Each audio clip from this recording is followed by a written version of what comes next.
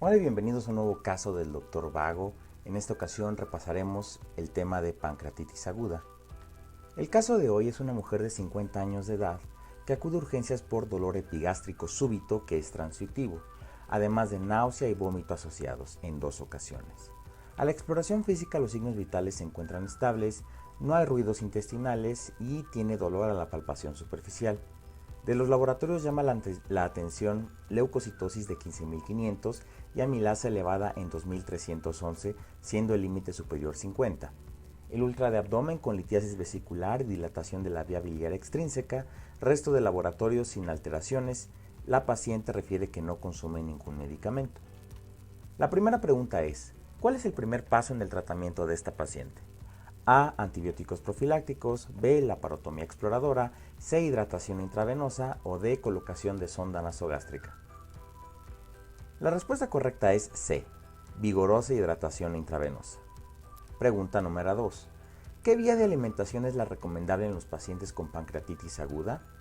A. Enteral. B. Parenteral. C. Rectal. O D. Transdérmica.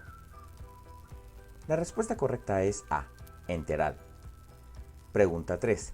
¿Qué medicamento está asociado con pancreatitis aguda? A. Metformina. B. Azatioprina. C. Aspirina. O D. Ibuprofeno. La respuesta correcta es B. Azatioprina. Pregunta número 4. ¿Qué traduce tener hemorragia en los flancos abdominales? A. Hemorragia intraperitoneal. B. Hemorragia retroperitoneal. C. Pancreatitis necrotizante. O D. Pseudoquiste pancreático. La respuesta correcta es B. Hemorragia retroperitoneal. ¿Cuándo debe de realizarse colecistectomía en este paciente?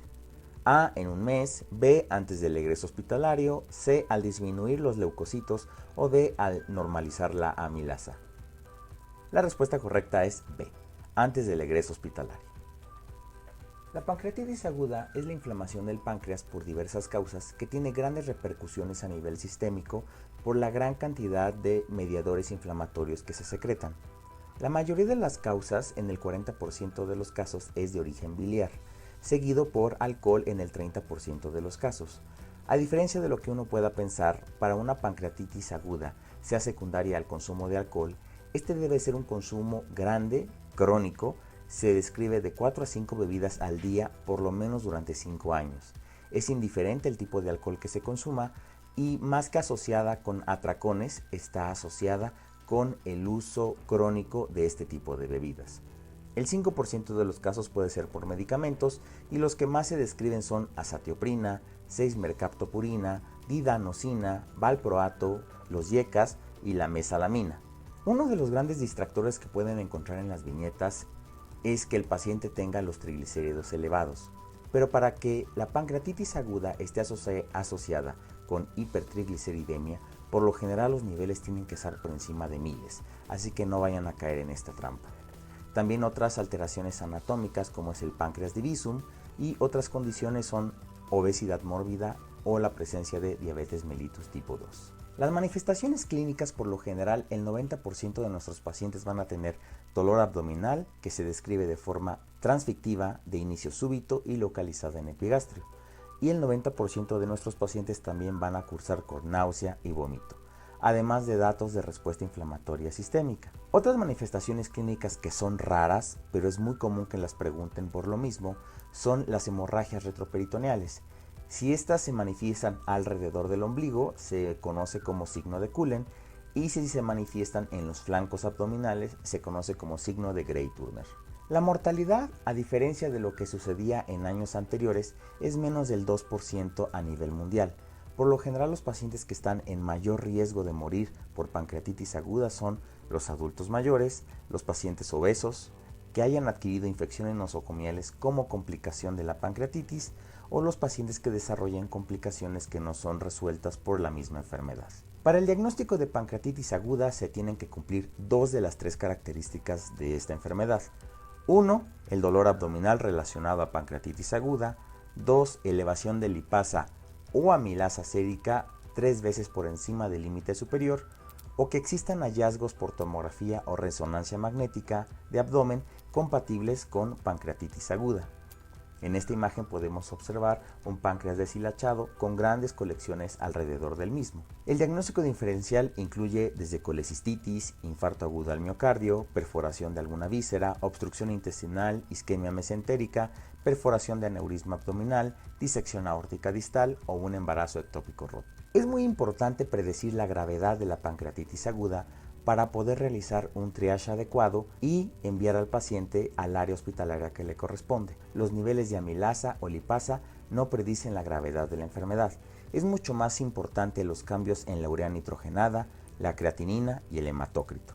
Y eso lo veremos más adelante en las diferentes clasificaciones que existen para predecir la severidad. Los sistemas de puntaje disponible actualmente son bastantes, van desde el antiguo Ranson, que sigue teniendo una gran presencia para predecir la gravedad de la enfermedad, como Marshall, Apache 2, Apache Obesidad, Glasgow, HAPS, PANC3, JSS, POP o uno de los más actuales que es el BISAP. Todos tienen un alto número de falsos positivos, así que no es necesario que se los memoricen, ya que va a ser muy difícil para el examen.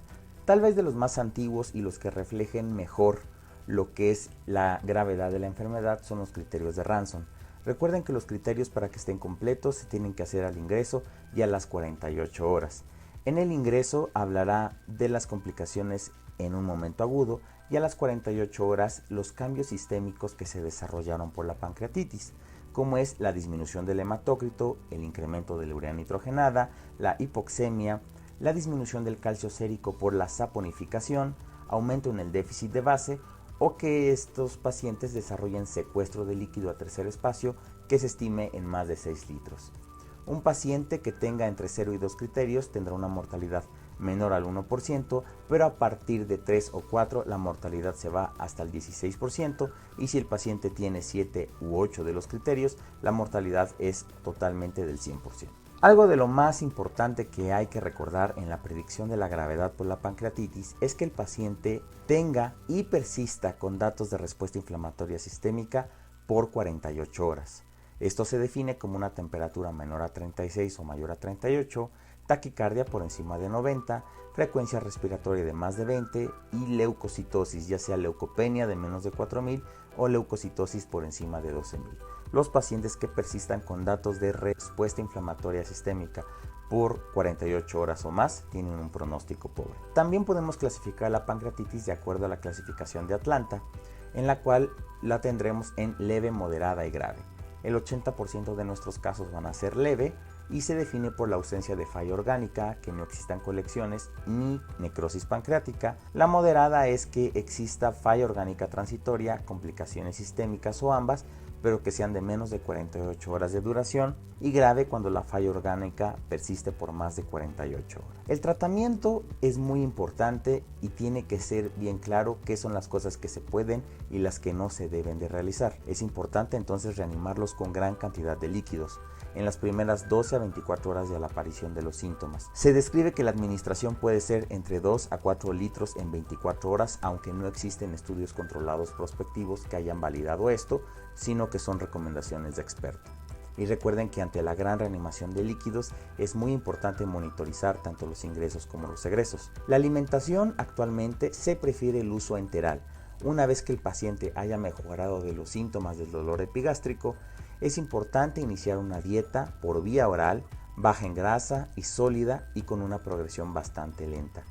Si en lo anterior no es posible, hay que considerar avanzar una sonda nasogástrica o nasoduodenal y hay que tratar de evitar lo más posible la nutrición parenteral debido a las complicaciones que esta conlleva y solamente utilizarla si es necesario. Es muy importante también controlar el dolor. Principalmente lo haremos con opioides. Durante muchos años se pensaba que el uso de opioides producía una contracción del esfínter de Oddi, pero esto no se ha demostrado y no tiene ninguna implicación en el pronóstico de los pacientes.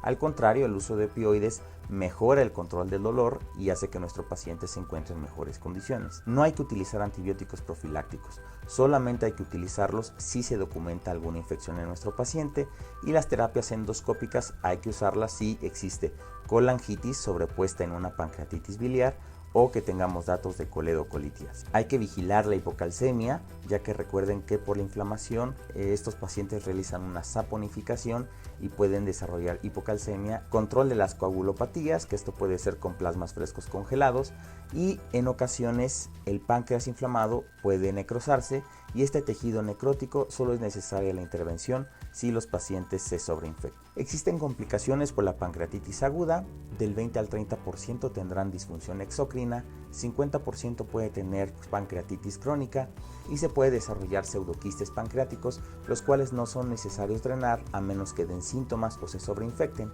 Además hay que tener mucha precaución, ya que debido a la gran inflamación sistémica que existe por esta enfermedad, los pacientes pueden desarrollar síndrome de insuficiencia respiratoria aguda que requerirá de un manejo avanzado de la vía aérea.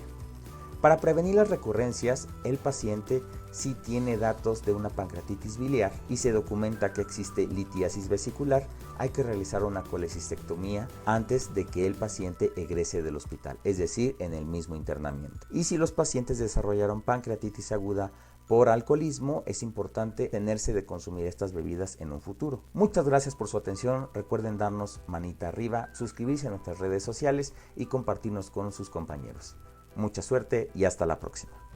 Visita nuestra página www.drvago.com, donde te ofrecemos cursos, videos, tips y mucho más.